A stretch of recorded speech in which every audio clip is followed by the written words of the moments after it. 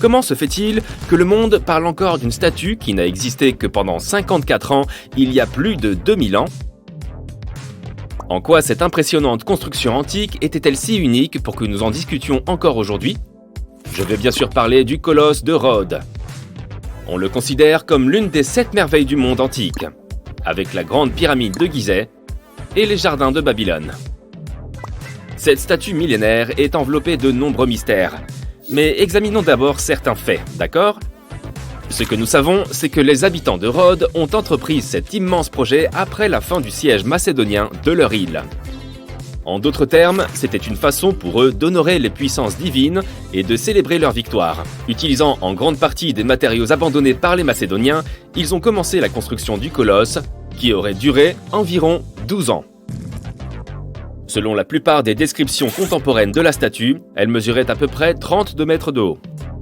À titre de comparaison, c'est à peu près la taille de la Statue de la Liberté qui mesure 46 mètres. Cela pourra te sembler peu. La Statue de la Liberté est actuellement classée 52e statue la plus haute du monde. La championne demeure la Statue de l'Unité en Inde, qui se dresse fièrement à une hauteur stupéfiante de 182 mètres. Mais dans l'Antiquité, c'était un véritable exploit. Mais la hauteur est-elle la seule similitude entre le colosse de Rhodes et la Statue de la Liberté? Eh non. Les Américains surnomment leur statue le colosse moderne. Car les deux monuments ont été pensés comme des symboles de libération. Il y a même une plaque à l'intérieur du piédestal de la statue new-yorkaise où l'on peut lire le premier vers de ce sonnet. Le nouveau colosse, non pas comme le géant d'airain de la renommée grecque. La construction de cette colossale statue antique a nécessité énormément de bronze. Certains documents anciens indiquent même qu'il a fallu en utiliser entre 12 et 13 tonnes. Même pour les temps modernes, c'est beaucoup.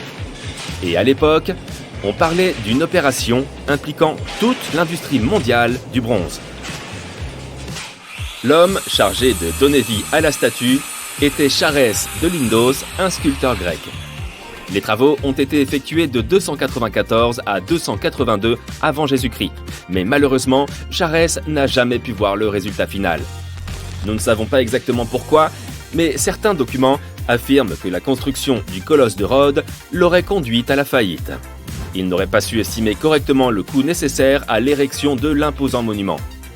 Cependant, nous ne savons toujours pas avec certitude comment il leur a été possible de construire une statue aussi grande à l'époque. Ils n'avaient aucun des équipements dont nous disposons aujourd'hui, comme les excavatrices et les ascenseurs. D'après certains documents, il leur a fallu inventer une méthode totalement nouvelle. Tout a été fabriqué sur place, pièce après pièce. Apparemment, ils auraient divisé la statue en plusieurs sections, et commencé par les pieds.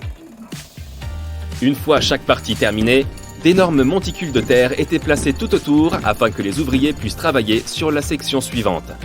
Cependant, ces informations ont été recueillies plus de 100 ans après la construction du colosse. Il est donc possible de douter de leur exactitude. Pendant ces 12 années, les Rhodiens ont travaillé sans répit. Ils ont d'abord posé une base de marbre blanc avant d'y placer les pieds de la statue. Ensuite, ils ont fabriqué une sorte de squelette de fer, auquel les plaques de bronze sont venues s'ajouter. Mais pourquoi avoir choisi le bronze? Pour des raisons pratiques. En fait, le bronze était plus résistant que le fer, et donc mieux à même de faire face à des conditions climatiques extrêmes. De plus, si l'on y réfléchit bien, la statue était située assez près de la mer. Donc l'air devait être assez salé. Voilà pourquoi il leur fallait utiliser un matériau très robuste. Quel était son emplacement exact?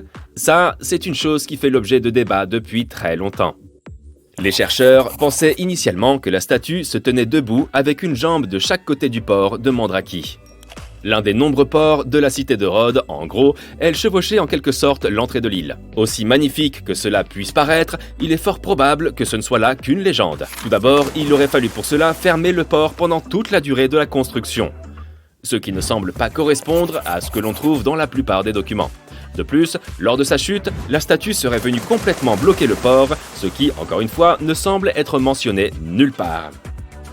Selon les représentations les plus récentes, le colosse se trouvait très probablement sur le côté est du port de Mandraki, ou peut-être même plus loin dans les terres. Alors, Qu'est-il arrivé à cette impressionnante structure? N'en reste-t-il vraiment rien aujourd'hui? Et pourquoi n'a-t-elle tenu que 54 ans alors qu'il a fallu si longtemps pour la construire et qu'elle était si importante pour les habitants? C'est simple, un tremblement de terre a causé la chute du colosse de Rhodes, tant admiré des Grecs de l'époque.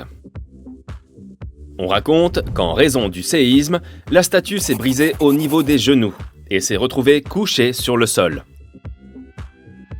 Néanmoins, on a continué à venir l'admirer pendant des siècles. Les habitants de Rhodes ne voulaient pas reconstruire le monument car ils considéraient sa chute comme un signe du destin. Au milieu du 7e siècle, ce qui restait de la statue a fini d'être déblayé. D'après la légende, il aurait fallu près de 900 chameaux pour transporter tout ce bronze effondré. Et à quoi ressemblait donc la statue? Cela aussi est entouré de mystères. Le colosse était un symbole de la fierté et de l'indépendance des habitants de l'île. Mais son image ne figurait pas sur la monnaie locale, bien qu'une telle chose soit courante à l'époque. Certains historiens de l'art pensent cependant que le colosse avait des similitudes avec d'autres représentations du même personnage mythique, une figure masculine avec des rayons de lumière autour de la tête. La position de ses mains est encore sujette à débat. Certains disent même qu'il est possible qu'il ait tenu une torche. Nous ne savons pas non plus si ses bras étaient positionnés le long de son corps ou si sa main droite était levée, comme c'est le cas dans de nombreuses représentations mythologiques de l'Antiquité grecque. Nous ne pouvons pas non plus admirer l'original, mais certaines personnes ont le projet de reconstruire le colosse. Un groupe d'architectes européens entend construire une version 21e siècle de l'ancienne statue. Cette nouvelle construction doit s'élever à une hauteur de 152 mètres. Elle servira de centre culturel et de phare. Pour s'assurer qu'elle ne finisse pas comme son ancêtre, les concepteurs ont l'intention d'utiliser toutes les technologies disponibles aujourd'hui. Tout d'abord, ils prévoient de recouvrir tout l'extérieur de ce colosse moderne de panneaux solaires, afin que l'énorme monument dispose de suffisamment d'électricité. Ils comptent aussi utiliser les techniques les plus modernes pour que les tremblements de terre et les tempêtes n'affectent pas, comme ce fut le cas autrefois, l'impressionnante structure. Pour ce faire, ils construiront donc la statue selon une configuration en trépied. Aux 2 pieds viendra s'ajouter un pilier de soutien caché dans une écharpe, allant du bras de la statue jusqu'au sol. Ils prévoient également de placer un lourd support en acier autour de la base afin de faire contrepoids à l'ensemble. Ils ont même pensé à un système de suspension qui permettrait à la statue de se balancer d'avant en arrière, la rendant ainsi un peu plus flexible et par suite capable de résister aux diverses conditions météorologiques. Les coûts de ce projet sont cependant assez élevés. Environ 283 millions de dollars. Les partisans du colosse moderne sont optimistes, car ils sont certains de pouvoir réunir cette somme impressionnante grâce au financement participatif et aux investissements privés. Les statues Moai se dressent fièrement sur l'île de Pâques depuis des centaines d'années. À l'époque, les habitants ont fait d'énormes efforts pour sculpter ces figures grandioses. Et puis, ils ont soudainement arrêté. Pourquoi? Essayons de percer ce mystère.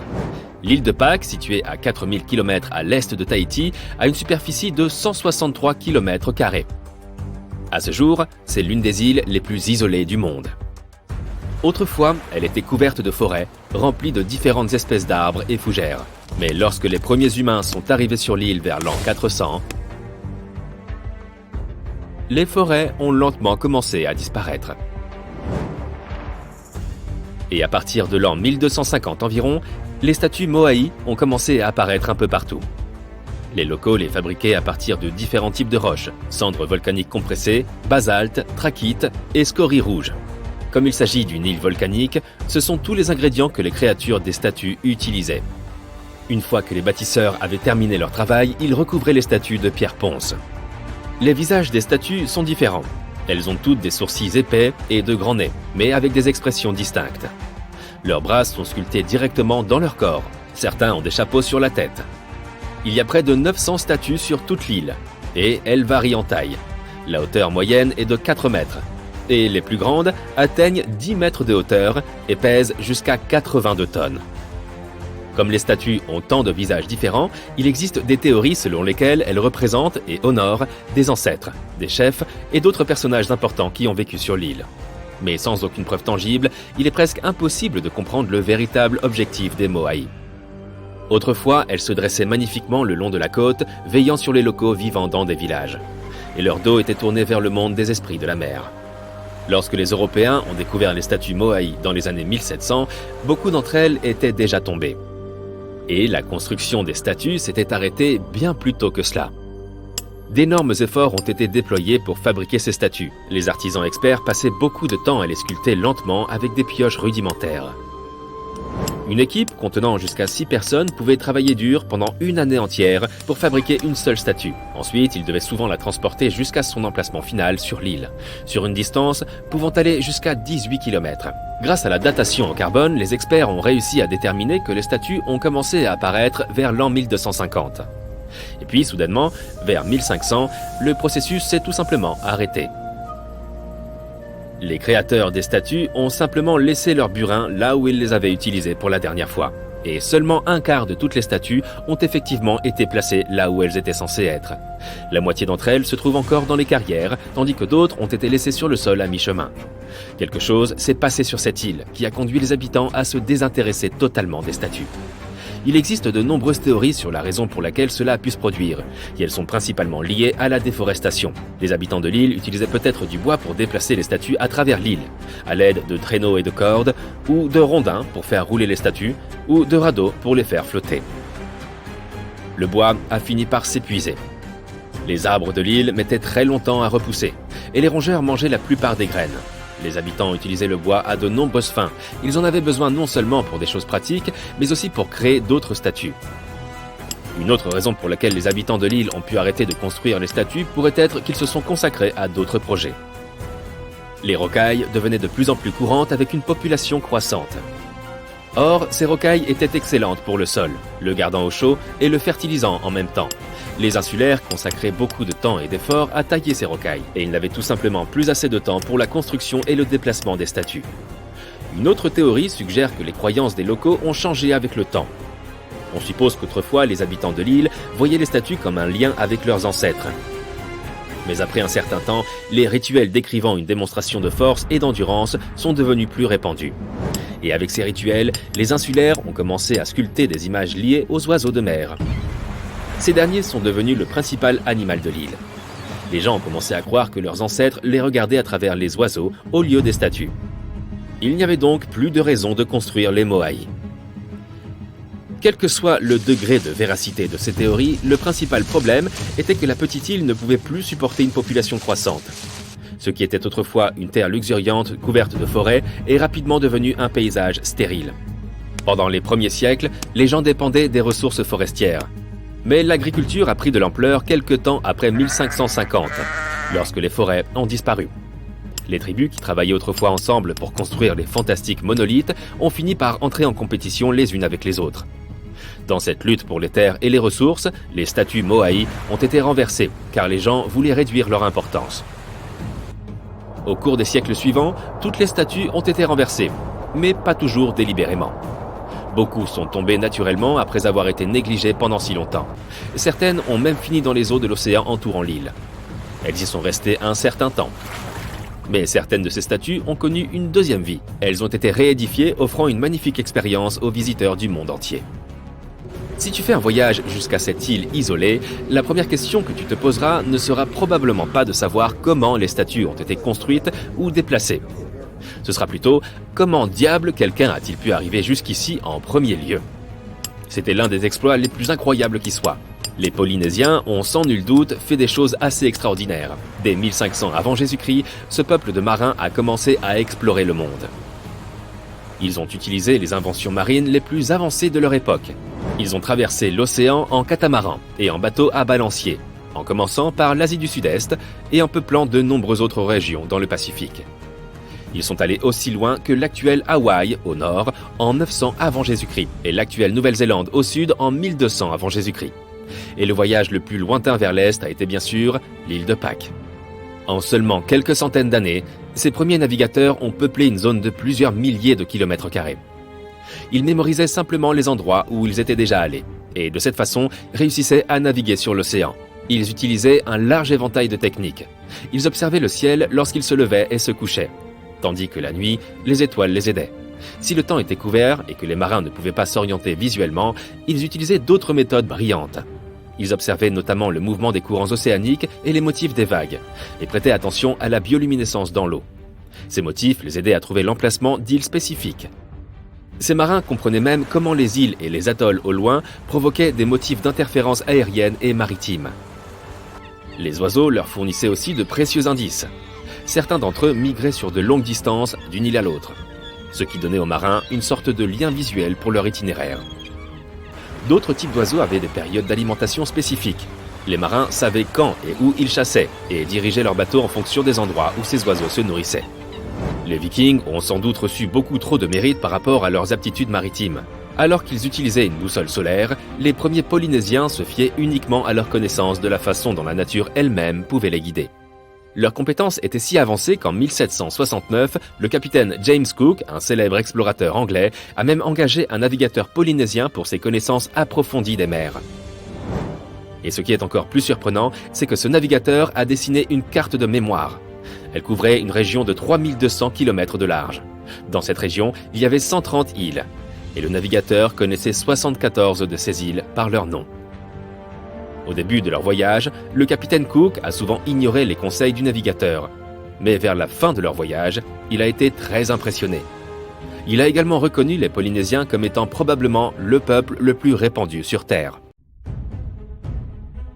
Aujourd'hui, nous partons en voyage dans l'histoire de l'art. Notre objectif principal est de percer le mystère de savoir si toutes les statues anciennes ont toujours été blanches. Nous allons visiter des musées et même voyager dans le temps pour essayer d'avoir un aperçu de ce à quoi ressemblaient vraiment ces statues à l'époque. Pour commencer, nous atterrissons à New York. Nous montons les célèbres marches du Met, le Metropolitan Museum of Art, et nous entrons dans cet énorme musée. Nous empruntons un couloir et arrivons dans la salle où se trouve l'une des plus grandes collections au monde de statues grecques et romaines antiques. En admirant le large éventail de statues, une chose saute aux yeux. Elles sont principalement blanches. C'est logique puisque leur matériau principal est le marbre blanc. Pendant des siècles, les historiens, les archéologues et les chercheurs ont toujours considéré ce fait comme acquis. Ces statues n'ont-elles pas toujours été blanches ? Jusqu'à ces dernières décennies, ce n'était pas une question dont on discutait. Mais dans les années 1980, des chercheurs ont déterré une ancienne statue grecque qui était clairement pigmentée. Cette nouvelle découverte les a poussés à se demander si toutes les statues antiques étaient peintes. Jetons un coup d'œil attentif à cette œuvre d'art. On a découvert que cette statue grecque du IIIe siècle avant notre ère était presque entièrement peinte. Toujours dans sa forme originale. Nul besoin d'être un expert pour remarquer que la statue porte encore certaines de ses couleurs d'origine, avec quelques nuances de bleu et de rouge. En réalité, cette statue n'est pas une exception. C'est la norme. Il s'avère que les civilisations anciennes peignaient effectivement leurs sculptures avec des couleurs vives et lumineuses, mais quelque part le long de notre ligne de temps historique, cette information s'est perdue. Selon les chercheurs, pigmenter les sculptures était un moyen de rapprocher leur représentation de la vie réelle. Nous vivons bien dans des couleurs vives. Alors pourquoi l'art ne le reflèterait pas ? Prenons un peu de recul pour comprendre ce qui s'est passé. Pourquoi les galeries de nos musées sont-elles remplies de statues désespérément blanches ? Tu as sans doute entendu parler de Michel-Ange. C'est un célèbre sculpteur italien à qui l'on doit notamment l'iconique David et le plafond de la chapelle Sixtine. Michel-Ange était l'un des peintres les plus emblématiques de la Renaissance. La Renaissance est une période historique au cours de laquelle les artistes, philosophes et scientifiques européens ont développé un intérêt renouvelé pour les créations de la Grèce et de la Rome antique. Des artistes comme Michel-Ange ont étudié une série de sculptures romaines, comme par exemple le groupe de Laocoon. Ils sont tombés amoureux de leurs figures réalistes et de leur marbre blanc immaculé.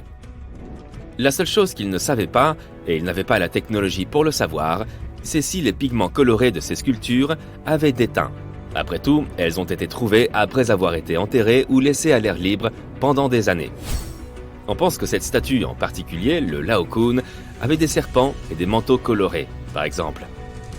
Lorsque les artistes de la Renaissance ont entrepris de rendre hommage aux artistes antiques, ils ont également laissé leurs chefs-d'œuvre à nu.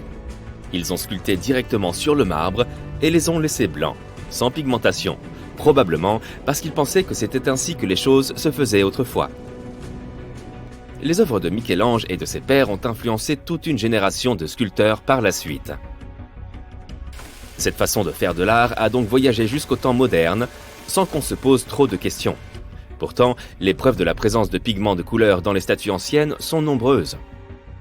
Certaines recherches révèlent que les érudits savent depuis au moins un siècle que les sculptures antiques n'étaient pas toutes blanches à l'origine.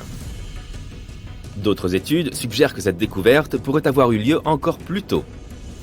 Au début des années 1980, l'archéologue Vinzenz Brinkmann a fait une énorme découverte. Alors qu'il était étudiant à l'université Ludwig Maximilian à Munich, il a développé une technologie capable de détecter la polychromie dans d'anciens échantillons de statues grecques. La polychromie est l'art de peindre en plusieurs couleurs. Quoi qu'il en soit, il a été surpris par sa découverte et s'est demandé pourquoi les autres chercheurs et archéologues n'en parlaient pas. Il se trouve que la première découverte que les statues anciennes n'étaient pas si blanches a eu lieu il y a longtemps, bien avant la naissance de Brinkmann. Elle a eu lieu pendant l'exhumation de Pompéi, dans les années 1700. Comme tu le savais peut-être, la ville de Pompéi dans le sud de l'Italie a été entièrement recouverte de lave, après l'éruption soudaine du mont Vésuve. La ville a été détruite, mais les nuages de cendres qui ont surgi de la lave ont permis de préserver une grande partie de la structure de la ville à travers le temps. Pour le plus grand bonheur des historiens de l'art et des archéologues, Pompéi est devenu un terrain de fouilles privilégié pour comprendre la Rome antique. Les chercheurs y ont trouvé plusieurs fresques conservées qui représentaient des scènes de la vie quotidienne romaine. Dans l'une d'elles, on voit un artiste peindre une sculpture. Ce fait a été documenté par un historien de l'art très célèbre, connu sous le nom de Johann Joachim Winckelmann. Il est aussi considéré comme le père de l'histoire de l'art. Maintenant, regardons de plus près une autre statue célèbre. Pour l'admirer, il faut aller à Rome et visiter les musées du Vatican. La statue est une représentation classique de César Auguste. Au cas où tu ne le saurais pas, il est le fondateur de l'Empire romain et le premier empereur de Rome. C'est un personnage important. La sculpture s'appelle l'Auguste de Prima Porta. Tu l'as peut-être déjà vue dans un manuel d'histoire. Il se trouve qu'elle est toujours représentée sous sa forme de marbre blanc. Mais selon une découverte archéologique des années 1860, la statue originale était bien plus colorée. Selon les archéologues, la statue d'Auguste de Prima Porta avait une tunique rouge, une armure jaune et un manteau violet. Il est important de garder à l'esprit que les couleurs n'étaient pas fabriquées artificiellement comme aujourd'hui. Les artistes ne pouvaient produire des couleurs qu'à partir de ressources naturelles. Ainsi, le violet, par exemple, était une couleur extrêmement difficile à fabriquer. À l'époque, on tirait le violet du mucus d'une espèce rare d'escargot. Cela signifie que toute personne qui utilisait la couleur violette pour pigmenter son art et ses vêtements était puissante et riche. Cela semble être une preuve suffisante que les statues anciennes n'étaient pas toujours blanches. Mais comme on peut en juger par l'aspect de nos musées modernes, il ne semble pas y avoir eu assez d'intérêt dans la communauté artistique pour explorer davantage la polychromie sur les statues anciennes. Mais te souviens-tu de l'archéologue dont nous avons parlé, Brinkmann ? Eh bien, il collecte des données sur la polychromie depuis les années 1980. À un moment donné, il a même commencé à fabriquer des répliques colorées de ces statues. La technologie utilisée est loin d'être simple. Pour reconstituer ces œuvres d'art anciennes, Brinkmann en fait une copie en plâtre en 3D. Ensuite, il les peint à la main avec l'aide de sa femme. Pour découvrir quelles couleurs étaient utilisées dans les sculptures originales, Brinkmann utilise la lumière UV. Certains pigments brillent sous la lumière UV, exposant des traces qui seraient autrement invisibles. Prenons l'exemple de cet archer coloré. Regarde ces couleurs. Cette pièce est la reconstitution d'un archer en marbre dans le costume d'un cavalier. Pour représenter fidèlement l'archer, les restaurateurs ont dû faire de nombreuses recherches sur l'histoire de la région où la pièce a été trouvée à l'origine. Car les couleurs ont une signification culturelle. Associée à la technologie UV, cela a permis la reconstruction que l'on peut admirer maintenant. Cela semble très éloigné de l'idée que l'on se fait de ce que les Grecs auraient fait. Mais c'est censé ressembler exactement à l'original. Selon Brinkman, on ne devrait pas être si surpris que les anciennes civilisations occidentales aient utilisé des couleurs vives pour dépeindre la réalité. Après tout, les Romains et les Grecs ont été fortement inspirés par les œuvres d'art de la civilisation égyptienne, de l'ancienne Mésopotamie et de l'Asie. Par exemple, si l'on regarde le célèbre sphinx égyptien, on peut être amené à croire qu'il a toujours eu cette apparence. Mais ce n'est pas du tout le cas. Des études modernes et des reconstructions virtuelles du monument nous montrent qu'il était très coloré. Le corps de la statue aurait été peint en couleur terre cuite, tandis que la coiffe royale qui entoure la tête aurait été dorée et bleue. Toutes ces couleurs étaient considérées comme importantes à l'époque égyptienne, et il était tout à fait approprié de les utiliser pour représenter un pharaon. La Statue de la Liberté s'élève à 90 mètres au-dessus de Liberty Island à New York. C'est l'une des attractions touristiques les plus célèbres du monde. Mais les propriétaires de drones doivent savoir qu'ils n'ont pas le droit de faire voler leurs appareils à proximité de ce monument. Le terme drone désigne généralement tout aéronef sans équipage. On les appelle aussi véhicules aériens sans pilote ou UAV, selon l'acronyme anglais. On peut utiliser ces engins pour tout un tas de choses, livrer des colis ou simplement s'amuser. Les drones peuvent être aussi grands qu'un avion ou aussi petits que la paume de ta main. Alors pourquoi leurs utilisateurs ne peuvent-ils pas s'approcher de la Statue de la Liberté ? Eh bien parce que la Federal Aviation Administration l'interdit. Les vols de drones ne sont pas autorisés à plus de 122 mètres de cette emblématique sculpture. Sans cette interdiction de l'administration, tu pourrais faire voler ton appareil près de la tête de la statue. Tu pourrais alors voir que la couronne du monument comporte 25 fenêtres. Ces fenêtres sont censées représenter les minéraux naturels de la Terre. La ville de New York fait tout son possible pour contrôler son espace aérien. À la fin des années 1970, l'atterrissage des hélicoptères sur les toits des immeubles a été interdit en raison des dangers que cela représentait. Cette règle a depuis été assouplie. Il existe toutefois encore certaines restrictions. Mais les hélicoptères sont aujourd'hui autorisés à décoller et à atterrir sur l'un des 3 héliports de la ville. Ils doivent voler à une certaine vitesse, allumer leur feu anti-collision et leur feu de position, indiquer leur position sur une fréquence prévue pour cela et connaître les grilles de vol et la topographie de la ville. New York n'est pas la seule ville à restreindre l'usage des drones. Il leur est également impossible de survoler le Hoover Dam, le plus haut barrage poids-voûte en béton des États-Unis. Et c'est la même chose pour tous les autres barrages du pays. Les parcs nationaux et d'État, les stades de sport et les aéroports sont quelques autres endroits où tu n'as pas le droit de faire voler ton joujou. De l'autre côté de l'océan, la ville de Paris tout entière est interdite aux drones. Tu ne pourras donc pas prendre de belles photos aériennes de la Tour Eiffel. Désolé. Si tu veux voir de plus près la Burj Khalifa à Dubaï, actuellement le plus haut bâtiment du monde, tu vas devoir remplir de nombreux formulaires. Et ceux qui souhaiteraient filmer l'Opéra de Sydney en Australie doivent savoir que les drones ne sont pas autorisés au-dessus de la ville et de sa baie pour un usage récréatif. Les photographes et cinéastes professionnels peuvent demander un permis spécial. Tu sais où il n'est pas interdit de faire voler un drone ? Dans un volcan actif. C'est logique, je ne crois pas qu'un avion normal soit capable de mener à bien cette mission. Mais un homme originaire de l'Oklahoma a un jour décidé de sacrifier son appareil pour cette expédition. Le 19 mars 2021, l'un des nombreux volcans d'Islande, dont le nom est trop difficile à prononcer pour un simple mortel, le Fagradalsfjall, est entré en éruption. Et ça a duré 6 mois.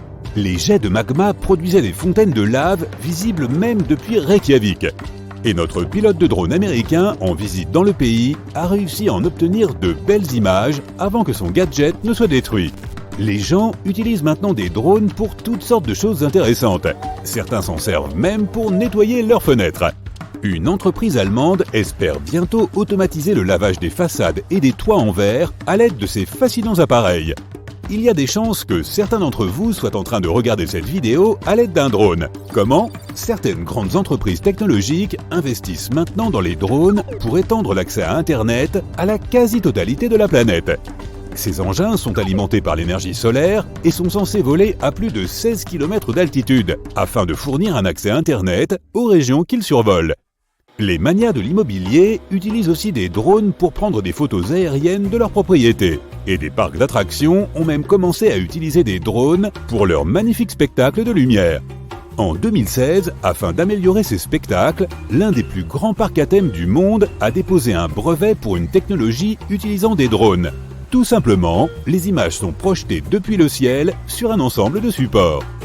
Imagine pouvoir admirer tes personnages préférés de la littérature et de la télévision grâce à cette technologie de projection aérienne. Plutôt génial, non ? En effet, les drones sont en train de bouleverser le monde du divertissement. Compte tenu des immenses progrès de ces dernières années, des avions sont aujourd'hui capables de voler tout seuls. Ce n'est pas du tout surprenant. L'amélioration des drones et de la qualité vidéographique pourrait totalement transformer le monde du cinéma. Un drone pourrait filmer toute une scène sans aucun caméraman. Les plans panoramiques, les angles de prise de vue, tout cela serait programmé à l'avance. Mais l'un des développements les plus importants est l'assistance des drones lors d'urgences médicales. Le drone ambulance conçu par l'Université technologique de Delft, aux Pays-Bas, est équipé d'une trousse de premiers soins et d'un mode d'emploi afin que les personnes à proximité puissent sauver des vies. On utilise aussi les drones pour les opérations de recherche et de sauvetage. Pas moins de 750 personnes ont été secourues de par le monde grâce à cette technologie depuis ses débuts. Les drones sont capables de parcourir de grandes étendues et d'atteindre des endroits difficiles d'accès. On emploie des drones à caméra thermique et à zoom pour ces recherches. Tu as l'habitude d'attendre qu'un livreur t'apporte ta pizza ou ces nouvelles chaussures que tu as achetées en ligne ? Certaines de tes entreprises de livraison préférées utilisent aussi des drones. Ils sont équipés de capteurs qui leur permettent d'éviter les obstacles.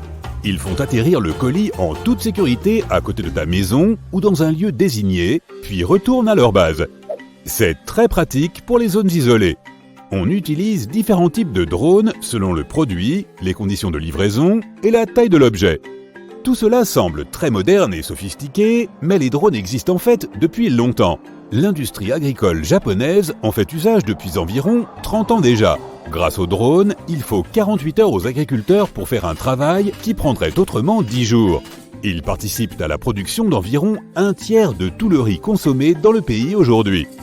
Cela fait un moment que les robots nous aident, nous les humains. En 2014, Royal Caribbean, une célèbre entreprise de croisière, a inauguré son fameux Bionic Bar. Les robots barman préparent 2 boissons par minute pour les passagers et un total de 1000 boissons par jour en utilisant 21 mixeurs. C'est Mark Opel du New York Theatre Ballet qui a inspiré les créateurs pour les mouvements des bras des robots. Nous voyons aussi couramment des robots lors de nos événements sportifs préférés. Par le passé, c'étaient des humains qui étaient chargés de récupérer les balles perdues et qui s'occupaient de l'équipement et des bouteilles d'eau pour les joueurs. Ces employés peuvent maintenant se reposer un peu. Pour les Jeux Olympiques de Tokyo en 2020, Toyota a développé une ligne de robots destinée à effectuer les tâches que je viens de décrire. L'idée était de faciliter le travail des équipes officielles, mais les robots peuvent également participer au match. En 2019, Toyota a également produit un joueur de basket humanoïde assisté par intelligence artificielle. Ce joueur est entré dans l'histoire en décrochant le record mondial du plus grand nombre de lancers francs consécutifs effectués par un robot humanoïde. Aux Jeux Olympiques de 2020, le public a pu admirer ce robot aligner les paniers avec une aisance incroyable. Avoue-le, ça ne te dérangerait pas qu'un robot t'aide à faire tes corvées domestiques. La célèbre entreprise technologique Samsung a produit un assistant robotique baptisé Bot Handy. Il peut aider son propriétaire à faire tout un tas de choses dans la maison, verser les boissons lors du dîner, ranger la vaisselle ou mettre de l'ordre dans les pièces. Warf! Qu'est-ce que j'entends? Et oui, les chiens robotisés pourraient bientôt remplacer nos animaux de compagnie. Il existe déjà des chiens de patrouille semi-autonomes qui servent à surveiller les maisons. Tu peux maintenant aller voir tes amis en toute sécurité, car un robot toutou veille sur ta propriété à toute heure. Ou au cas où tu n'aurais pas besoin d'un vigile, mais d'un fidèle compagnon, tu peux opter pour un robot de compagnie intelligent. Il sera même capable d'exprimer des émotions. Il évoluera en fonction des interactions avec son propriétaire et apprendra à reconnaître son environnement. Un peu effrayant en fait. Je crois que je vais garder mon chien. Il marche sans pile. La Statue de la Liberté n'a pas toujours eu cette couleur verte emblématique que nous connaissons aujourd'hui. À l'origine, la statue était constituée d'une peau de cuivre recouvrant l'armature de fer, qui donnait à Lady Liberty une couleur bronze brillante. Au fil des ans, le cuivre a commencé à s'oxyder, formant une patine protectrice à la teinte verdâtre. Il aura fallu 30 ans pour que la statue devienne entièrement verte. Si le sculpteur de la statue, Frédéric Bartholdi, avait eu gain de cause, la Statue de la Liberté n'aurait jamais été verte, ni même cuivrée d'ailleurs. À l'origine, l'architecte voulait que sa statue soit un phare. Et pour que le phare soit visible la nuit, Bartholdi avait prévu d'envelopper toute la sculpture de feuilles d'or afin qu'elle brille au clair de lune. Cette idée a été rejetée car elle aurait été beaucoup trop coûteuse. New York n'est pas la seule ville à avoir sa propre Statue de la Liberté. Tu peux trouver une version beaucoup plus petite de la sculpture dans le hall d'entrée du musée d'Orsay à Paris. Cette mini Lady Liberty a été créée par Bartholdi peu de temps après que la statue originale ait été érigée pour l'exposition universelle de 1900, organisée en France pour célébrer les réalisations du siècle précédent. Il y a de l'or dans le métal dont est faite la torche. Mais si tu l'examines de près, tu peux voir que ce n'est pas la torche originale qui a été rapportée de France. Environ 100 ans après l'installation de la statue en 1986, des pluies fréquentes et des fuites d'eau ont endommagé la torche et elle a dû être remplacée. Au début, l'ancienne torche faisait partie de la collection du musée, juste à l'intérieur du piédestal. Mais récemment, un nouveau musée a été construit sur l'île et elle y a été déplacée. Certaines rumeurs sur la statue affirment que Thomas Edison a un jour voulu la faire parler. Il voulait y mettre un énorme phonographe, dont le son aurait pu être entendu même à Manhattan. Heureusement que ce n'est jamais devenu une réalité. Ce son effrayant aurait percé les tympans de toute l'île. La Statue de la Liberté est arrivée de France le 17 juin 1885, scindée en plus de 300 pièces de cuivre réparties dans 214 caisses à bord de la frégate Isère. Elle s'est retrouvée prise dans une terrible tempête et a failli couler. La statue aurait très bien pu être déplacée à Baltimore, Boston, San Francisco ou Philadelphie. Il se trouve que lorsque New York ne parvenait pas à réunir les fonds nécessaires au piédestal, ces villes étaient prêtes à financer l'ensemble de la construction pourvu qu'elle y soit déplacée. En 1983, David Copperfield a fait disparaître la statue devant une foule entière. Ils étaient assis sur une plateforme et l'illusionniste a ouvert le rideau et leur a montré un grand vide à la place de la statue. En réalité, la plateforme se déplaçait lentement jusqu'à atteindre un angle d'où la statue était cachée derrière l'une des tours de la plateforme elle-même. On pense que Charlotte, la mère de Frédéric Bartholdi, aura été le modèle pour son visage. En 1876, un sénateur français l'a rencontrée à l'opéra et il aurait été stupéfait de voir une version animée de la statue. Certaines personnes trouvent que la Statue de la Liberté a un visage masculin. Selon eux, elle ne ressemble pas beaucoup à la mère de Bartholdi, mais serait plutôt une copie de son frère. Frédéric connaissait son visage dans les moindres détails, car il avait passé des heures à observer son frère à l'hôpital. En été, la couronne de la statue devient un abri temporaire pour les faucons pèlerins. En hiver, on y voit souvent des hiboux. De nombreuses autres espèces d'oiseaux migrent à travers Liberty State Park au printemps et à l'automne, y compris des espèces rares. Les derniers résidents officiels de Liberty Island étaient la famille du concierge de la Statue de la Liberté. Ils étaient logés gratuitement à Liberty Island jusqu'à ce que leur maison soit endommagée par un ouragan en 2012. Avec plus de 90 mètres de hauteur, lorsque la Statue de la Liberté a été construite, c'était la plus haute structure en fer du monde. Bien sûr, elle a maintenant été largement dépassée. Le plus haut bâtiment du monde, le Burj Khalifa de Dubaï, a une hauteur stupéfiante de plus de 820 mètres. C'est presque 9 fois plus haut que la Statue de la Liberté.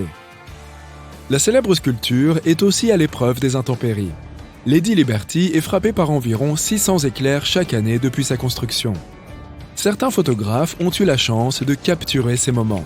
Elle a également survécu aux ouragans, aux changements de l'océan et à d'innombrables tempêtes. La Statue de la Liberté a été conçue pour se balancer au gré du vent. Lors de vents violents, Lady Liberty peut osciller jusqu'à 8 cm dans n'importe quelle direction et sa torche peut osciller de 12. Le poids de la statue peut être comparé au poids d'un Boeing 737 vide. Mais ce n'est que l'enveloppe extérieure de Lady Liberty. La construction métallique à l'intérieur, c'est-à-dire les escaliers, les pylônes et les supports, pèse 125 tonnes de plus. C'est comme une petite locomotive. Et la base en béton en dessous pèse un poids impressionnant de 27 000 tonnes. C'est comme une flotte de 11 000 SUV lourds ou 180 des plus grandes baleines bleues. Il aura fallu 4 mois aux ouvriers pour assembler complètement la statue.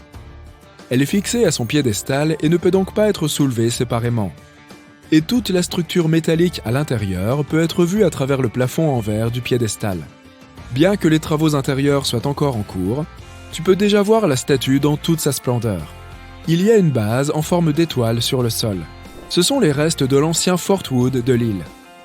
Vient ensuite le piédestal en granit qui a sa propre terrasse d'observation et la statue elle-même. Visiter la Statue de la Liberté est une bonne séance d'entraînement. Les visiteurs doivent monter 354 marches pour atteindre la couronne. À l'intérieur de la couronne, il y a 25 fenêtres offrant des vues panoramiques époustouflantes de la ville de New York. Elle est aussi beaucoup plus petite qu'on ne le penserait. La couronne de Lady Liberty est ornée de 7 pointes individuelles. Certains affirment que ces pointes représentent les 7 océans et continents du monde, portant le concept universel de liberté. D'autres pensent qu'elles représentent des rayons du soleil. La Statue de la Liberté a d'abord été assemblée près du parc Monceau à Paris. Les habitants l'aimaient tellement qu'ils l'ont appelée la Dame du Parc. On a utilisé 300 marteaux différents pour façonner le cuivre, lequel représentait le poids d'un éléphant d'Afrique afin de façonner la statue. Elle a été achevée grâce à l'une des premières campagnes de financement participatif de l'histoire. Tout d'abord, le sculpteur français Frédéric Auguste Bartholdi, qui a créé la statue, a collecté des fonds en France pour la construire. Puis, plus de 120 000 donateurs américains se sont joints à eux pour lui offrir un piédestal. La Statue de la Liberté a reçu une nouvelle torche ornée d'une flamme lors de sa rénovation de 1984. Elle est faite de cuivre et recouverte de feuilles d'or 24 carats. La torche originale avait dû être remplacée en raison d'une fuite d'eau et, comme nous l'avons dit, elle se trouve maintenant au musée de Liberty Island. Pendant cette même rénovation, la statue a reçu un cache-nez et une meilleure structure de soutien. Celle d'origine était légèrement imparfaite. Ils ont découvert que la tête avait été installée avec 60 cm de décalage et que le bras était à 45 cm du corps. La statue est aussi haute qu'un immeuble de 22 étages. Son visage est aussi long qu'un lit queen size et ses mains sont 2 fois plus longues. Si cette dame voulait acheter des chaussures, il lui faudrait des pointures 880. Sa taille est aussi longue qu'un bus à 2 étages et elle est environ 5 fois plus lourde que ne l'aurait été un T-Rex. Il est pratiquement impossible de le voir lors de ta visite, mais Lady Liberty se tient sur une des chaînes brisées. Elle représente la libération. Son pied droit est légèrement relevé. Bartholdi pensait d'abord mettre des chaînes dans la main de la statue, mais a fini par lui donner une tablette à la place. Le piédestal accueille maintenant un musée où tu peux tout apprendre sur l'histoire de la statue. De là, tu peux monter un double escalier métallique étroit de 354 marches jusqu'à la couronne. Elle est si petite qu'elle ne peut accueillir que 10 personnes à la fois, mais elle possède un nombre impressionnant de 25 fenêtres. La torche est toutefois fermée aux visites. Bartholdi aura été aidé dans sa conception de la structure de la statue par Gustave Eiffel. Tu l'as peut-être deviné à son nom, il s'agit du même ingénieur qui a fait la tour. Eiffel a conçu lui-même la charpente et les structures qui soutiennent la Statue de la Liberté. Liberty Island n'a été nommée ainsi qu'en 1956, 70 ans après l'installation de la statue. Jusque-là, elle était connue sous le nom de Great Oyster Island, puis de Bedloe Island, du nom de son propriétaire hollandais. À un moment donné, elle s'est aussi appelée Love Island, sur ordre du gouverneur Francis Lovelace. Tu ne peux pas te rendre simplement à Liberty Island avec un bateau particulier Elie amarré. Le seul moyen officiel autorisé pour s'y rendre est le ferry de Statue Cruises. Même si elle est haute et immense, la Statue de la Liberté ne reste pas toujours immobile. Lorsque le vent est assez fort, elle oscille de près de 10 cm et sa torche de près du double. Et puis les jours calmes, si tu regardes attentivement ses pieds, tu peux parfois la surprendre en train de faire une petite danse sous sa robe flottante. Non, je rigole. Tu sais, il y a plusieurs statues de la Liberté. Une réplique en bronze de sa petite sœur qui a servi de modèle pour la statue de New York se trouve dans le jardin du Luxembourg à Paris. Eh oui, on ne nous apprend pas ça à l'école, mais maintenant je le saurai. Une autre réplique à l'échelle un quart du monument emblématique se trouve sur une île de la Seine, et également à Paris. Il existe également une copie grandeur nature de la torche, recouverte de feuilles d'or à l'entrée d'un tunnel mondialement connu à Paris. De retour à New York, si tu regardes très près le visage de Lady Liberty, tu peux clairement voir que la célèbre statue a été inspirée par Elvis Presley, la pop star des années 50. Non, je plaisante. La Statue de la Liberté a été conçue par Frédéric Auguste Bartholdi, 60 ans avant la naissance d'Elvis. Les gens ont des opinions différentes sur la personne qui a réellement inspiré le visage de la Statue de la Liberté. Selon une théorie, son modèle était la belle Isabella Boyer. Isabella est née en 1841 dans une famille aisée de Paris. À 22 ans, elle déménage à New York pour épouser un entrepreneur américain et devient une personnalité mondaine. Sympa. La vraie histoire moins glorieuse est que Bartholdi a modelé le visage d'après celui de sa mère, qui je suppose ressemblait à Elvis. Une autre théorie suggère que Dame Liberté n'a peut-être pas été modelée d'après une femme blanche occidentale comme on le pensait. Jeune homme, Bartholdi a fait un voyage en Égypte et après avoir vu les pyramides, il a eu envie de créer des sculptures colossales. Plus âgé et ayant plus de succès, Bartholdi est retourné en Égypte pour proposer une nouvelle sculpture à l'entrée du canal de Suez. La sculpture devait s'appeler « L'Égypte apportant la lumière à l'Asie » et représentait un personnage masqué qui tenait une torche pour guider les voyageurs à travers le canal. Cette sculpture était trop chère, mais il a gardé l'idée en tête jusqu'à ce qu'une autre occasion se présente dans le port de New York. Voici à quoi ressemblait cette statue il y a 135 ans. Oui, sa couleur est très différente. C'est la même couleur que tu verrais si tu coupais un fil électrique, parce que l'extérieur entier de la statue est fait de cuivre. Environ 20 ans après son installation, elle est devenue complètement verte. C'est parce que l'air et les pluies fréquentes ont progressivement oxydé le métal, ce qu'on appelle la patine. Et ce métal est extrêmement fin. Les concepteurs auraient pu rendre ces feuilles de métal plus épaisses, mais la statue aurait alors été encore plus lourde. Et elle serait tombée sous son propre poids. Un peu plus fin, et l'oxydation et la corrosion sévère du métal auraient fait des trous dans la statue. Le sculpteur avait bien réfléchi à la construction de la statue, et il a fallu plus de 10 ans pour la réaliser. Mais tout a commencé avec ce modèle, fait d'argile. Il ne mesurait qu'1,50 m. Tu serais donc probablement plus grand que cette mini-statue de la Liberté, même avec son bras levé. Le modèle suivant a été réalisé en plâtre. En augmentant la taille, le sculpteur pouvait ajouter et affiner les détails de la statue. Par exemple, un détail que tu ne pourrais jamais voir depuis Liberty Island ou même depuis le piédestal. Ce sont les chaînes à ses chevilles. On dirait qu'elle les a jetées, symbolisant la liberté. Le modèle suivant mesurait 10 mètres, soit la longueur d'un bus scolaire. C'est environ un quart de la taille réelle de la statue. Et c'était la taille maximale que le sculpteur pouvait faire entrer dans son atelier. Le sculpteur a ensuite procédé à la création des pièces de taille réelle, la tête et la main qui tient la torche. L'autre main tenait une tablette de pierre sur laquelle étaient gravés des chiffres romains indiquant le 4 juillet 1776, date de l'indépendance américaine.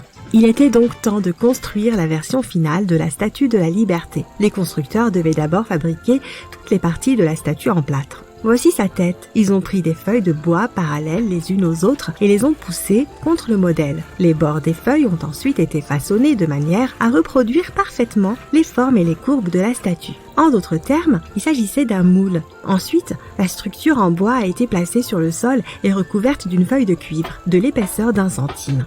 Il ne restait plus qu'à façonner soigneusement la feuille de cuivre pour qu'elle épouse les courbes de la statue à l'aide de maillets en bois souple et d'une presse. La construction de la statue et du piédestal a coûté 500 000 $.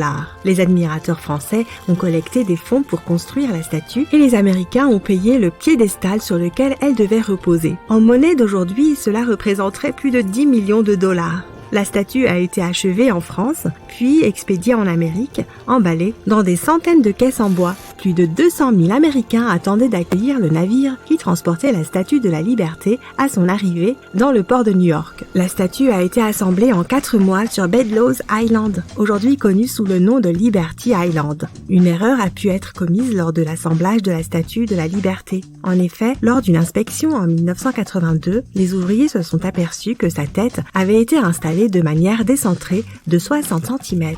Cela dit, parfois je me sens comme ça aussi. La flamme de la liberté Liberté se trouve un peu plus loin sur la route, en face du célèbre tunnel de Paris. Il s'agit d'une réplique grandeur nature de la flamme du flambeau de la Statue de la Liberté recouverte de feuilles d'or. Ce monument a été offert à la France en 1989 par des donateurs du monde entier en remerciement de la Statue de la Liberté et comme symbole de l'amitié franco-américaine. Environ 4,5 millions de personnes visitent la célèbre statue chaque année. À titre de comparaison, environ 3,75 millions de personnes visitent le London Eye chaque année. Cela fait de la Statue de la Liberté l'une des attractions touristiques les plus populaires au monde. Près de 100 ans après la construction de la statue, la torche de la Statue de la Liberté a fait peau neuve. En 1984, la torche originale en cuivre et en verre a été remplacée par une nouvelle torche recouverte d'une feuille d'or de 24 carats. La torche est le seul endroit qui n'est pas accessible aux visiteurs en raison des dommages qu'elle a subis précédemment, ce qui rend l'escalade dangereuse. La Statue de la Liberté mesure 45 mètres de haut.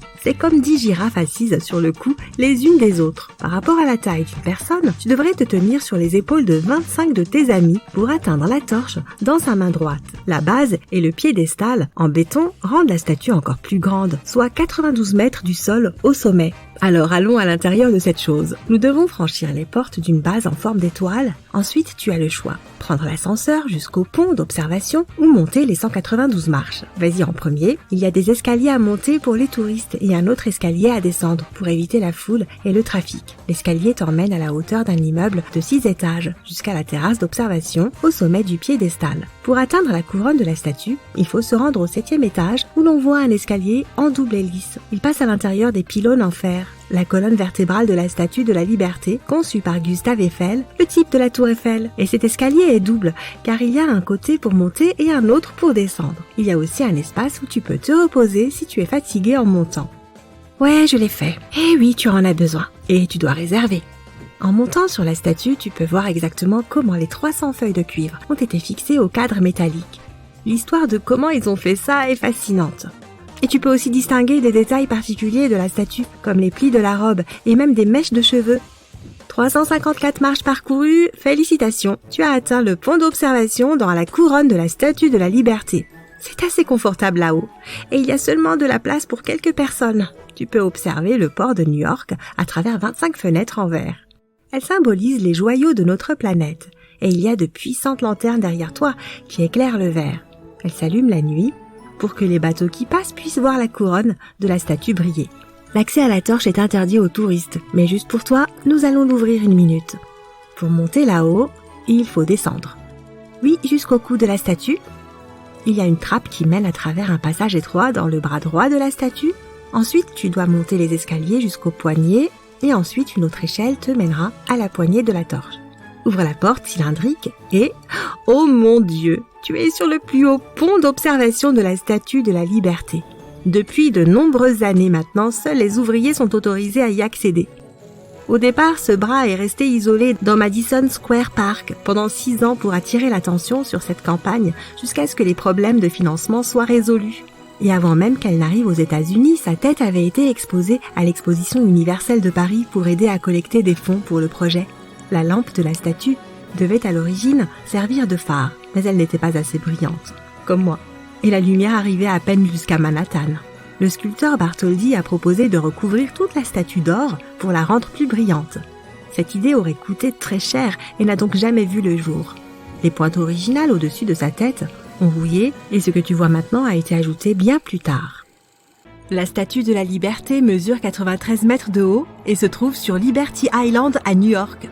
C'est l'une des attractions touristiques les plus célèbres que la grosse pomme ait à offrir. Elle a été offerte à l'Amérique par la France en 1886. La statue a été conçue par un sculpteur français du nom de Frédéric Auguste Bartholdi. On pense que le visage de la statue est inspiré de sa mère Charlotte. Le nom complet de la statue est « La liberté éclairant le monde ». Ce qui est un tantinet pompeux. Nous nous en tiendrons à la version abrégée pour le reste de cette vidéo. Le coût total de la construction de cette statue s'est élevé à plus de 500 000 $. Ramené au cours d'aujourd'hui, cela représente environ 10 millions de $. Il aura fallu 5 ans pour réunir la somme nécessaire à la construction de la statue. Le projet a été achevé en France en 1885. La statue a ensuite été démontée en 350 pièces pour pouvoir être transportée en Amérique. Un navire français, baptisé l'Isère, a transporté la statue de Paris à New York. Cependant, une catastrophe a failli empêcher la statue d'arriver. Le navire a failli couler dans une mauvaise tempête pendant le voyage. Il aura fallu 4 mois pour réassembler les 350 pièces lorsqu'elles sont arrivées à New York. Le monument a été officiellement inauguré en octobre 1886. La statue est faite de 300 plaques de cuivre qui se chevauchent. Ces plaques de cuivre pèsent au total 31 tonnes. 125 autres tonnes de fer ont été utilisées pour bâtir les fondations de la statue. La statue elle-même pèse 225 tonnes. Sa couronne comporte 25 fenêtres. On pense qu'elle représente les minéraux naturels de la Terre. La Statue de la Liberté était la plus haute structure en fer jamais construite lorsqu'elle a été inaugurée en 1886. Mais aujourd'hui, elle ne figure même pas dans le top 5 des plus grandes statues existantes. Jetons un coup d'œil à plusieurs monuments du monde entier qui, dans certains cas, dépassent le célèbre monument de New York. Mais avant de passer aux géants du monde des statues, tu dois savoir quelque chose. Les statues les plus fameuses ne sont pas toutes des spectacles physiquement imposants. Certains des monuments les plus célèbres sont en fait tout petits. C'est le cas du Garçon de fer, situé dans l'une des arrière-cours de Stockholm, en Suède. La sculpture représente un petit garçon qui enroule ses bras autour de ses genoux. Elle a été créée par un artiste suédois nommé Lis Eriksson en 1967 et ne mesure que 15 cm de haut. Le nom complet du minuscule monument se traduit par « petit garçon qui regarde la lune », mais les gens l'ont raccourci pour plus de commodité. Le garçon de fer reçoit toutes sortes de cadeaux étranges tout au long de l'année. Parfois, on peut le voir porter une casquette ou une écharpe. Les invités laissent aussi des pièces de monnaie, des fruits, voire des sushis sur le banc de pierre où il est assis. Il existe un autre monument mondial célèbre qui est littéralement aussi petit qu'une souris. Ou plutôt 2 souris. Le monument s'appelle « Les souris de Philpo Lane » et se trouve à Londres. Il représente 2 souris qui se battent pour un morceau de fromage. La statue a été construite en 1862. L'histoire raconte qu'un jour, 2 ouvriers du bâtiment se sont disputés. L'un était accusé d'avoir volé le déjeuner de l'autre. On dit que ce petit monument a été laissé en hommage à cet événement. Notre top 5 des plus grands monuments du monde commence avec la statue de la croyance. Elle se trouve à Nathdwara, en Inde, et s'élève à une hauteur impressionnante de 108 mètres. La statue représente Shiva, une divinité importante de l'hindouisme. Environ 2200 tonnes d'acier ont été utilisées pour la construction de cette statue massive. Un jardin de 28 mètres carrés l'entoure. Plus de 750 ouvriers ont participé à la construction du monument. Sa taille lui permet d'être vue depuis le pont aérien de Kankroli, qui se trouve à environ 21 km. Les travaux de construction ont commencé en 2012, mais la statue n'a été achevée que récemment. Il n'est pas surprenant qu'elle soit aujourd'hui une attraction touristique majeure à Nathdwara. La statue de Bouddha Ushiku est située à Tsukuba, au Japon. C'est la 4e plus grande statue du monde, avec une hauteur de 120 mètres. Le monument pèse un poids incroyable de 4000 tonnes et a été érigé en 1993 pour commémorer la naissance de Shinran, un célèbre moine japonais. À elle seule, la main droite de la statue mesure 18 mètres de long. Les touristes peuvent prendre un ascenseur jusqu'à la galerie d'observation, située à près de 85 mètres de haut. De là, les visiteurs ont un point de vue incroyable. Par temps clair, on peut voir jusqu'à la Tokyo Skytree, qui se trouve à environ 67 km du monument. Les jolis jardins qui entourent la statue sont pleins de fleurs en saison. Les visiteurs peuvent en cueillir et les rapporter chez eux. Il y a des cosmos en septembre et octobre, des coquelicots en mai, ainsi que des pivoines et des hortensias en mai et juin. Le 3e monument le plus haut de notre planète est le Laikyun Setkiyar. Il se trouve dans un village appelé Katakan Taung, en Birmanie. La statue mesure 129 mètres de haut. La construction du monument a commencé en 1996 et il a fallu 12 ans pour l'achever. Le monument a été présenté au public en février 2008. La construction a pris tant de temps car elle a été financée par le public. Le monument est une représentation du Bouddha Shakyamuni, que beaucoup croient être le fondateur du bouddhisme. La sculpture est peinte en jaune, qui est considérée comme la couleur de la sagesse dans le bouddhisme. Chaque élément du monument est extrêmement précis et détaillé. De nombreux touristes ne savent pas qu'à l'intérieur du monument, il y a un ascenseur spécial qui donne accès à 27 étages différents. Les visiteurs peuvent entrer dans la statue et admirer différentes peintures sur les murs des étages inférieurs. L'intérieur du monument abrite également un temple. La zone située à l'extérieur de la statue est aussi un endroit populaire pour les touristes. On y trouve le jardin environnant des arbres de la Bodhi, avec plus de 9000 plantes. Non seulement il y a beaucoup de verdure à côté du monument, mais on y trouve aussi des milliers de statues miniatures de Bouddha assis. Pour rester dans le thème des monuments à l'effigie de Bouddha, le dauphin de notre liste des plus grands monuments du monde est le Bouddha du temple de la source. Il se situe dans la province chinoise du Henan. Il mesure plus de 153 mètres de haut. Et il est composé de plus de 100 kg d'or, de 3000 tonnes d'alliage de cuivre et de 1500 tonnes d'acier. Il couvre une surface de plus de 1000 mètres carrés. Le piédestal sous la statue est composé de 6666 Bouddhas miniatures. La construction de la statue a duré 11 ans. Les travaux ont commencé en 1997 et la statue a été dévoilée en 2008. L'ensemble du projet du Temple du Printemps a coûté environ 50 millions de dollars, dont 18 millions ont été consacrés aux matériaux et à la construction du monument. Bon, tu as patienté assez longtemps. Il est maintenant temps de découvrir l'identité de la statue la plus haute du monde. La statue de l'unité se trouve dans l'état du Gujarat, en Inde. Sa hauteur, un peu moins de 183 mètres, un record. L'attente en valait la peine, non ? La statue est un hommage à l'homme de fer de l'Inde, Sardar Vallabhbhai Patel. Il a été le premier vice-premier ministre de l'Inde de 1947 à 1950. On lui doit la fusion de plus de 560 États princiers en ce que nous connaissons aujourd'hui comme l'Union indienne. Par rapport aux autres statues que nous avons examinées, la construction de l'homme de fer n'a pris que 3 ans et demi. Il a été érigé par une équipe de 300 ingénieurs et 3400 ouvriers. Le monument est composé d'environ 70 000 tonnes de ciment et de près de 25 000 tonnes d'acier. 12 000 panneaux de bronze recouvrent la structure. La base du monument est faite de plus de 129 tonnes de ferraille données par près de 100 millions d'agriculteurs de toute l'Inde. En tout, la statue pèse un total de 1700 tonnes. La statue de l'unité abrite une plateforme d'observation qui peut accueillir 200 visiteurs à la fois.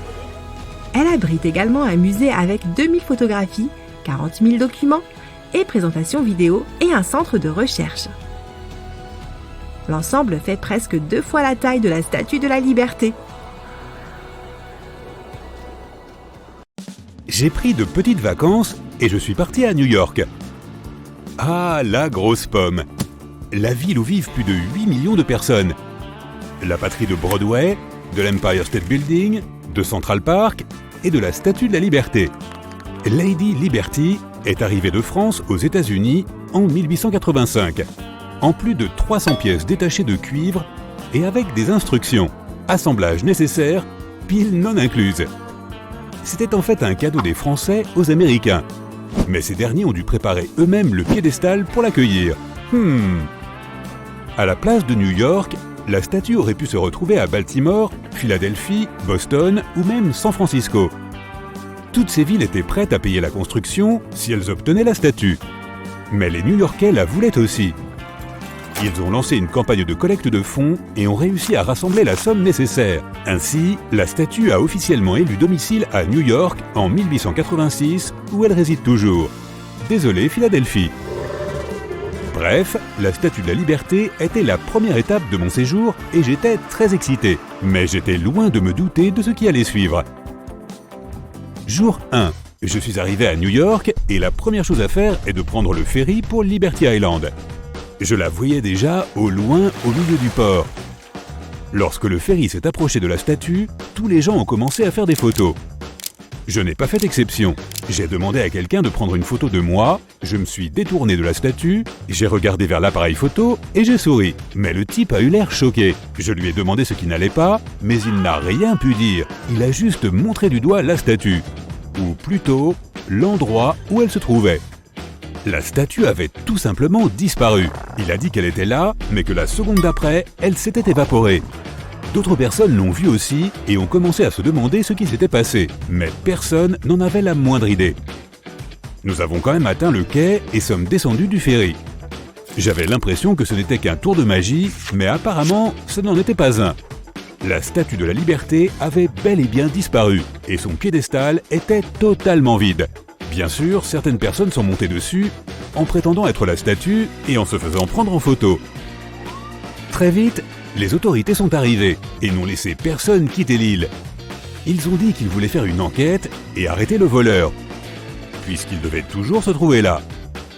Comme s'il était possible de voler la Statue de la Liberté. Ils ont interrogé chaque personne sur l'île. Nous y avons passé toute la journée et à la fin, ils ont dû nous laisser partir. Qui avait la Statue de la Liberté cachée dans ses poches? Jour 2. On nageait en plein délire. Alors j'ai décidé de rester un peu à New York pour voir comment la situation allait évoluer. Bien sûr, le matin, c'est dans tous les journaux, tous les magazines et sur tous les plateaux télé. Toutes les bannières de Times Square montrent les photos de la statue avec des titres comme « M'avez-vous aperçu ? La Statue de la Liberté a disparu » et même des titres dramatiques comme « Le vol du siècle, la Statue de la Liberté a été volée ». Toute la ville fait le deuil de cette perte.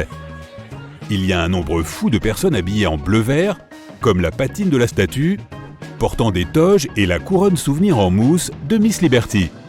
D'ailleurs, les magasins de souvenirs sont tous en rupture de stock, et il en va de même pour toutes ces mini-statues de la Liberté en plastique. J'essaie d'éviter Instagram ou tout autre réseau social. Tout le monde publie des photos de la statue avec un emoji en pleurs et un cœur brisé. Internet s'est transformé en un grand mémorial.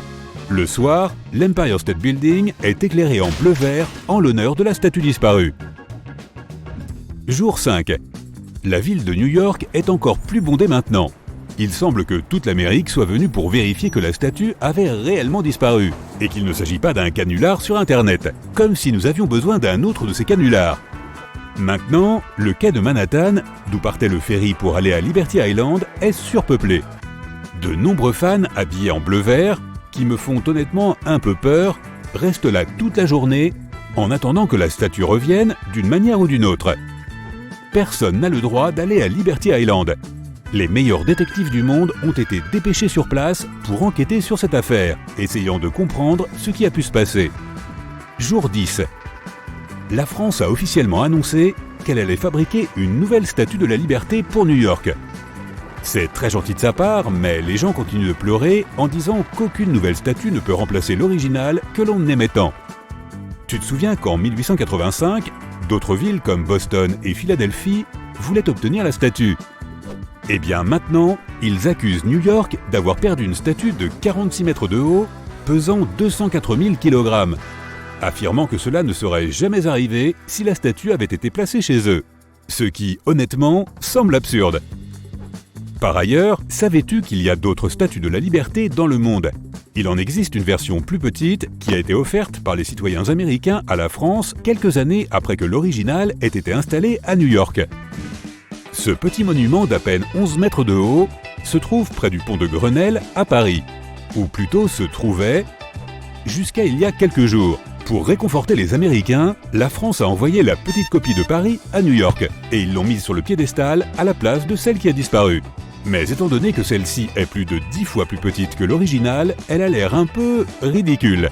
Enfin, on peut supposer que les New-Yorkais ne peuvent pas s'imaginer New York sans leur statue, même s'il ne s'agit que d'une réplique. Il y a aussi à Paris une copie grandeur nature de la torche de Lady Liberty. Eh bien, celle-ci aussi a été transportée à New York et placée sur Liberty Island comme monument. Pendant ce temps, les propriétaires du New York Hotel and Casino de Las Vegas restent étonnamment silencieux, essayant de rester discrets quant à cette histoire de statue. Jour 20. Le monde a lancé une énorme campagne de collecte de fonds pour réunir la somme nécessaire à la nouvelle statue de la Liberté. C'est allé très vite. Il n'a fallu que 2 heures et 47 minutes pour réunir les 100 millions de dollars nécessaires. Près de 2 milliards de personnes de presque tous les pays du monde ont fait des dons. La construction va commencer dans 2 semaines à Paris, comme au bon vieux temps. Ensuite, elle sera à nouveau transportée aux États-Unis. Boston insiste toujours sur le fait qu'on ne peut plus faire confiance à New York avec cette statue. Mais ils ne parviendront pas à convaincre le monde car cette petite réplique sur le piédestal a toujours l'air rigolote. À partir d'aujourd'hui, les touristes sont de nouveau autorisés à se rendre sur Liberty Island pour la première fois depuis l'incident. Il semble que tout New York veuille visiter l'île désormais. Alors les autorités ont dû y instaurer une file d'attente numérique. Tous les billets pour les 2 prochains mois ont déjà été réservés en moins de 10 minutes. Vu les 8 millions de New-Yorkais et les plus de 250 millions de touristes que la ville de New York accueille chaque année, j'estime que je pourrais revisiter l'île lors de la prochaine décennie. Jour 31. Incroyable nouvelle, je n'arrive pas à y croire. La Statue de la Liberté, l'original, est de retour. On dit qu'elle est réapparue au milieu de la nuit. La petite réplique se trouve maintenant à côté du piédestal et l'original est à sa place légitime. J'avais besoin de la voir, alors je me suis précipité au port, comme tout le monde à New York. Oui, elle est vraiment de retour. Personne ne sait encore ce qui s'est passé. Les grands esprits du monde entier n'arrivent toujours pas à résoudre le mystère. David Copperfield a un alibi en béton. Mais si tu veux mon avis, je pense que la statue est partie toute seule. Peut-être qu'elle avait simplement besoin de vacances. Je l'imagine en train de se détendre sur une plage d'Amérique centrale. On ne peut pas lui en vouloir. Rester là pendant plus de 100 ans, sans un seul jour de repos, demeurant de marbre malgré tous ces gens qui la prennent constamment en photo, ce n'est pas tous les jours facile. Je suis content qu'elle ait pris de petites vacances. Peut-être que nous ne la perdrons pas avant 15 autres décennies. Nous étions tous inquiets, mais elle est là, comme si de rien n'était. Détendez-vous les amis, je suis de retour. Voici Liberty Island, près de Manhattan, à New York.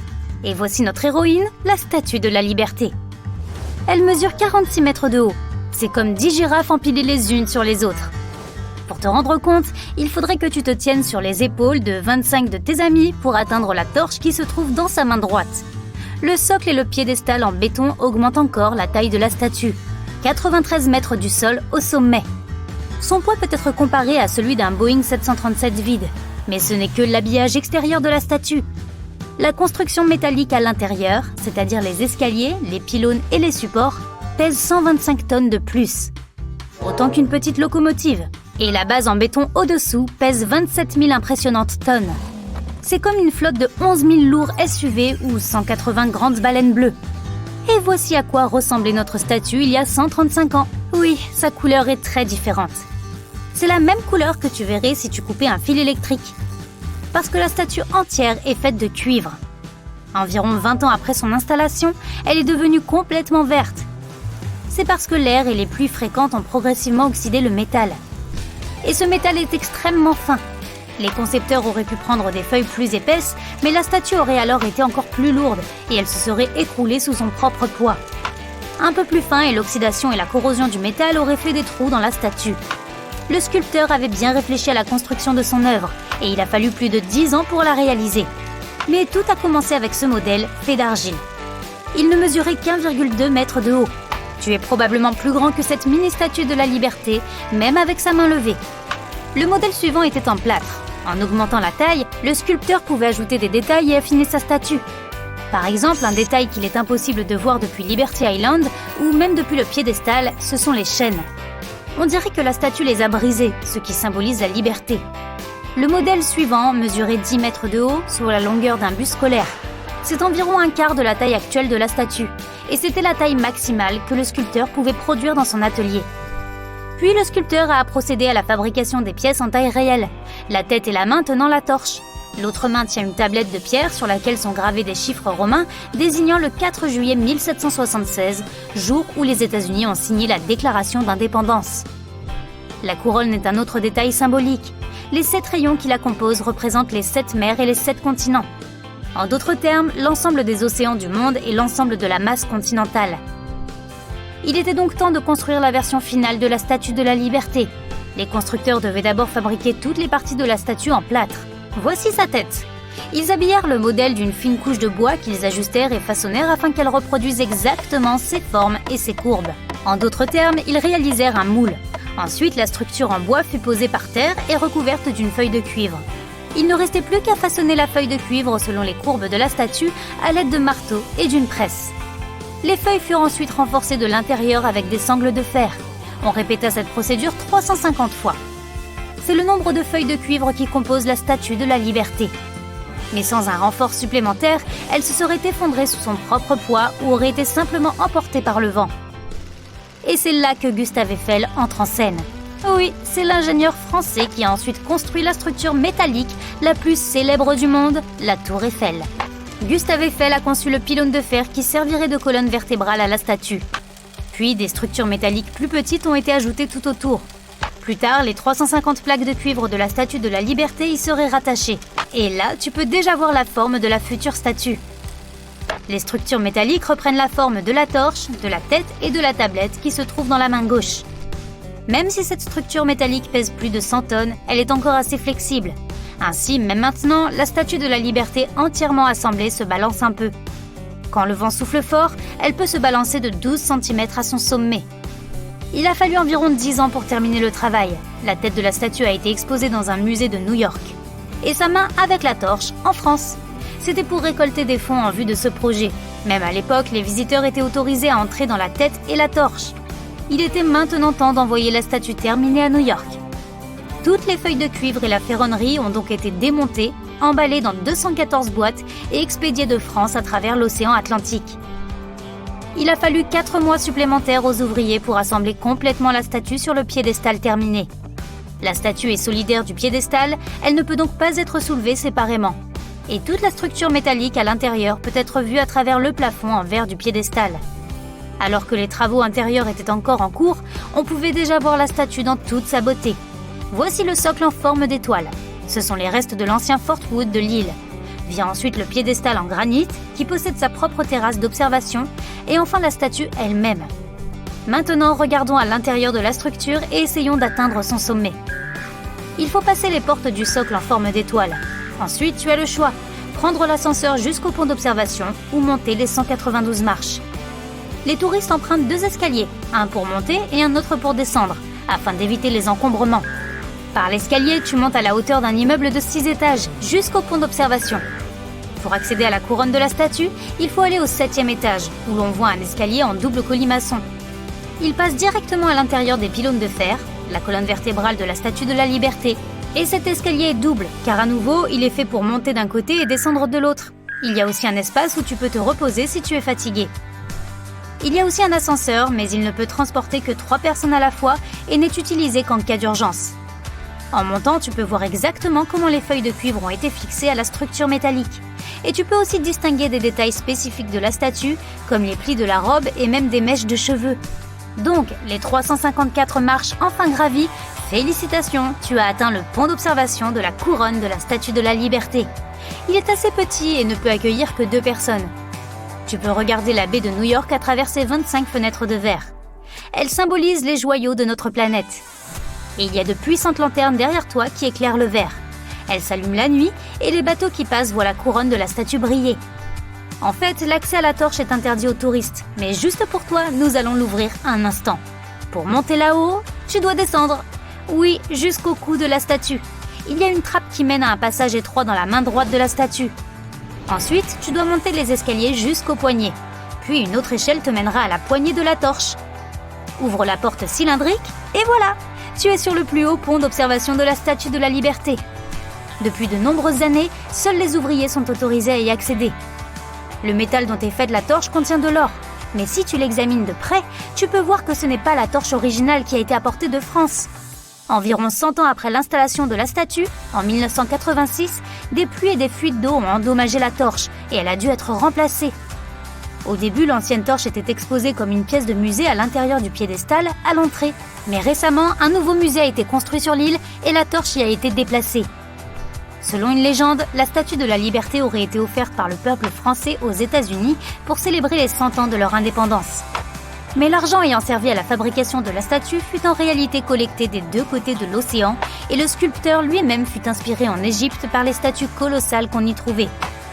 De plus, la statue est arrivée 5 ans trop tard pour le 100e anniversaire de l'indépendance.